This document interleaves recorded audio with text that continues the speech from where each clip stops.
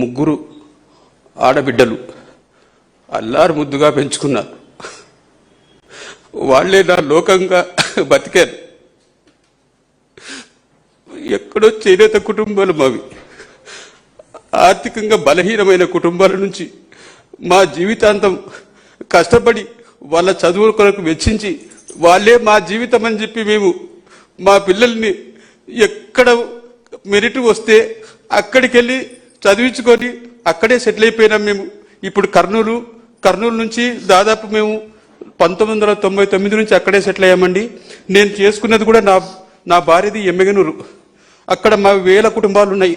వాళ్ళందరూ అండలు ఉన్నాయి కదా అని చెప్పి నేను అక్కడే సెటిల్ అయిపోయి వాళ్ళందరూ ఒకరికొకరు సహకరించుకుంటూ ఈ చదువులకు సంబంధించి వాళ్ళందరూ ఎంకరేజ్ చేసి మేము కూడా చదివించుకోవడానికి అన్ని సహకారాలు అక్కడ అందించే వాళ్ళు ఉన్నారు కాబట్టి మేము అలాగే కష్టపడి మా కష్టాన్నంతా ఖర్చు పెట్టి ఆ పిల్లల్ని చదివించుకున్నామండి. ఇప్పుడు పీజీ సీట్ కొరకు అని చెప్పి రాజమండ్రి జిఎస్ఎల్ మెడికల్ కాలేజీలో మెరిట్లో సీట్ వస్తే ఇంత దూరం కర్నూలు నుంచి ఇంత దూరం ఒక ఆడపిల్లని పంపించాలంటే మనకేమి ఒక డాక్టరు మంచిగా తయారయ్యి మన ఇంటికి వచ్చి మన భవిష్యత్తు బాగుంటుంది కదా, పిల్లల భవిష్యత్తు బాగుంటుంది కదా అని చెప్పి ఎన్నో ఆశలతో మేము ఇంత దూరం పంపించడం జరిగింది. కానీ ఈరోజు మాకు జరిగిన అన్యాయం ఎంత ఘోరం జరిగింది మీకు అందరికి తెలుసు కదండి. ఎవరో రాక్షసులు ఒకసారి కాదు, 2 సార్లు కాదు, 3 సార్లు కాదు, గుద్ది గుద్ది గుద్ది చంపేసి మా అమ్మాయిని అతి రాక్షసంగా చంపేశారు. వాళ్ళకి ఎటువంటి శిక్షలు పడాలండి? చిన్న చిన్న కేసులు కట్టి పంపిస్తే బయటికి ఇలాంటి వాళ్ళకి ఎలా ఉంటుందండి? సమాజంలో ఇట్లా చంపేస్తూ తిరుగుతుంటే వీళ్ళకి శిక్షలు పడకుంటే సరిగ్గా మరి ఇట్లా ఎన్ని జరుగుతాయండి? మీరు చెప్పండి. అమ్మా ప్రియాంక, ఎక్కడున్నావు తల్లి? నీవు అందరికీ చెప్పమ్మా, ఈ ప్రభుత్వ పెద్దలకి చెప్పమ్మా, ఈ సమాజంలో ఉండే అన్ని తల్లిదండ్రులకు చెప్పమ్మా, ప్రతి డాక్టర్కి ప్రతి మెడికోకి వాళ్ళు టెస్ట్ చేసే టెస్టులో నీ గుండె చప్పుడు వినిపించు తల్లి. ఈ సమాజంలో ఉన్న అమ్మలకి, అక్కలకి, తల్లులకి, అన్నలకి, నాయనలకి చెప్పమ్మా.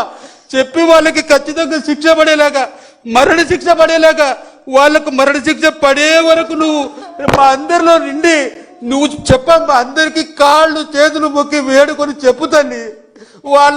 వాళ్ళకు శిక్ష పడే వరకు మా ఎండ ఉండు తల్లి. నువ్వు బతికే ఉన్నావు తల్లి. మా అందరిలో ఖచ్చితంగా వాళ్ళకి శిక్ష పడే వరకు నువ్వు ఉండాలమ్మా. అందరికి నీ బాధని వెలిపించమ్మా. అందరి పెద్దలకు నువ్వు వినిపించమ్మా నీ బాధని తల్లి. ఈరోజు మా బాధను చెప్పుకోవడానికి ఇక్కడ వచ్చినాము. మేమందరూ ఎవరైతే మాకు న్యాయం చేస్తారో వాళ్ళందరూ కూడా వచ్చి మా కొరకు ఎవరైతే న్యాయం చేయడానికి ముందుకు వస్తారో అందరికీ వేడుకుంటున్నాం మేము. మమ్మల్ని దయచేసి మా కుటుంబానికి న్యాయం చేయండి. మాకు న్యాయం అంటే వాళ్లకు మరణశిక్ష పడాల్సిందే. వాళ్ళకు మరణశిక్ష పడితేనే మా అమ్మాయికి శాంతి, మాకు కూడా శాంతి. వాళ్ళకు మరణశిక్ష పడేంత వరకు మేము పోరాడతాం. ఈరోజు యాక్సిడెంట్ జరిగిన రోజు 2 రోజులు రాత్రే బయలుదేరి వస్తే 2 రోజులు అక్కడే హాస్పిటల్లో ట్రీట్మెంట్ ఇచ్చారు. అంతవరకు మాకు ఒక ఎఫ్ఐఆర్ లేదు. ఎఫ్ఐఆర్ ఏం రాశారు, ఏం సెక్షన్లు పెట్టారు, దాని మీద నాకు సరైన అవగాహన లేదు. నేను లా చేయలేదు.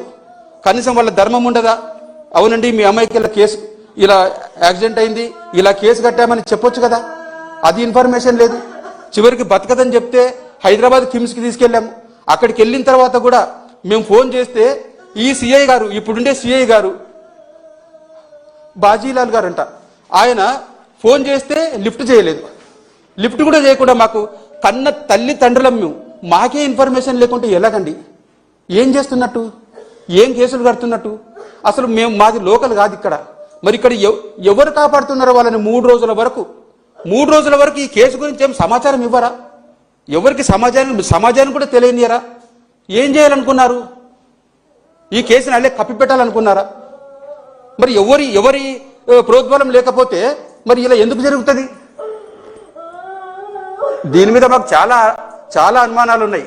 ఆ రోజు మేము వచ్చి హైదరాబాద్ నుంచి ఒక 3 రోజుల తర్వాత ఇంకా మీ అమ్మాయి బతకదు అని చెప్పిన తర్వాత మేము 5వ తారీఖు 6వ తారీఖు 7వ తారీఖు వచ్చాం.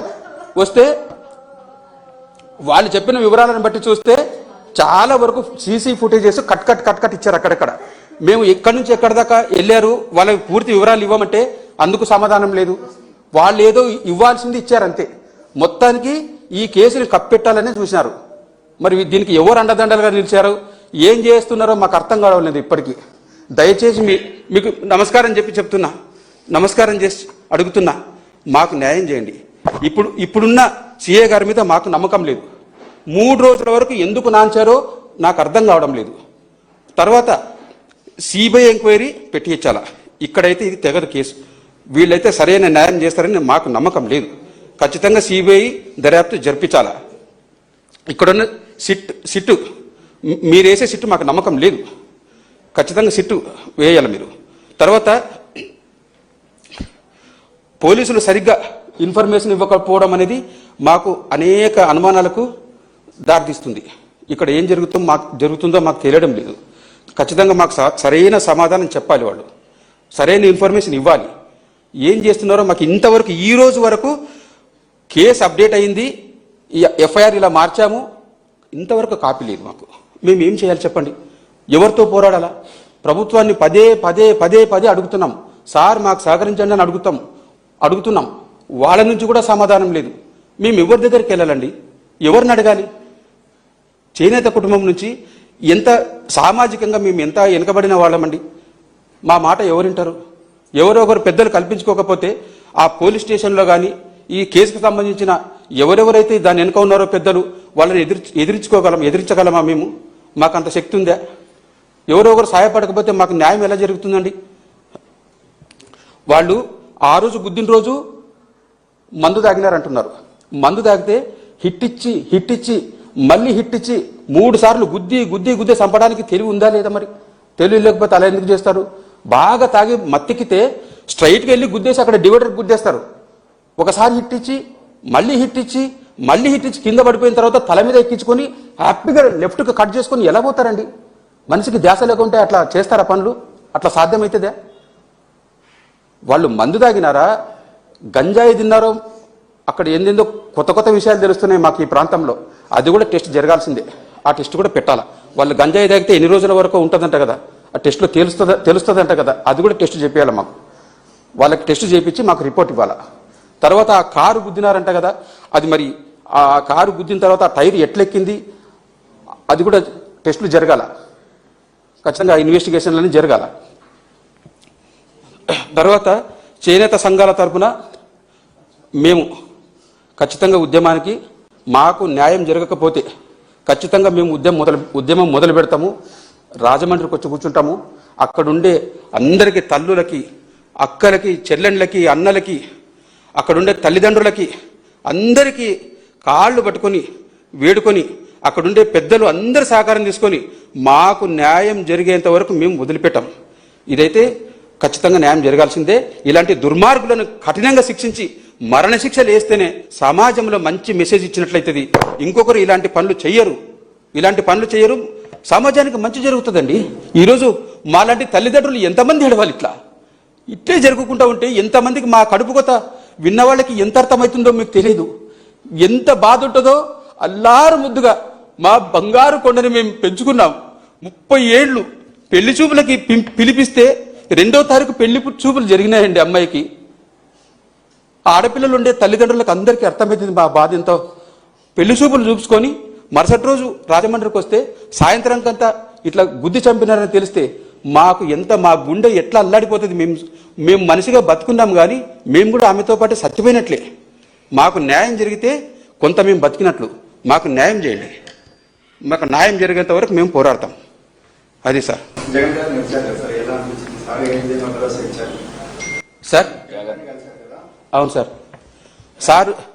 సారు చట్ట ప్రకారంగా వాళ్ళు ఏ ఉద్దేశపూర్వకంతో చంపేసినారో ఎవ్వరు తప్పించుకోలేరు.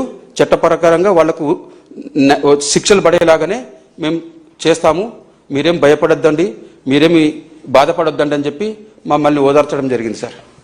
అది సార్. అది వేస్తాం సార్. హైకోర్టుకి ఖచ్చితంగా వేయాల్సిందే కేసు అయితే. హైకోర్టు ఇక్కడ ఎందుకంటే ఇక్కడ మా లోకల్ కాదు, చూస్తుంటే పరిస్థితులు చాలా అనుమానాలకి దారితీస్తుంది. కాబట్టి ఖచ్చితంగా ఈ కేసు హైకోర్టుకి వేయాల్సిందే సార్. లేకపోతే మాకు న్యాయం జరుగుతుందని మేము అనుకోవట్లేదు. న్యాయం జరగని వారు కూడా సార్. అది సార్.